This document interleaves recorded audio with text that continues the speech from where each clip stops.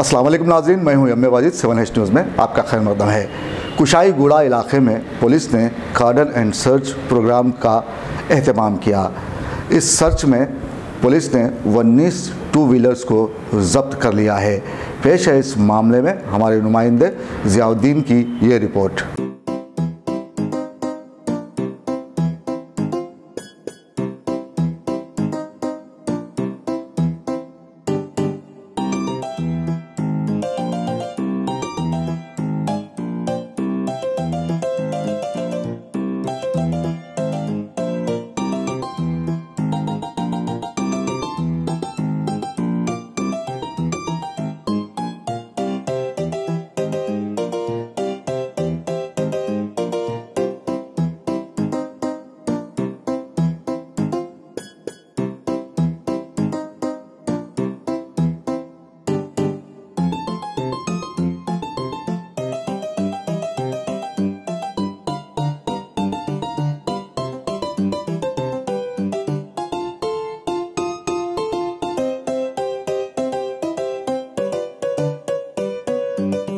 देखते रहिए 7H news, आपकी आवाज़।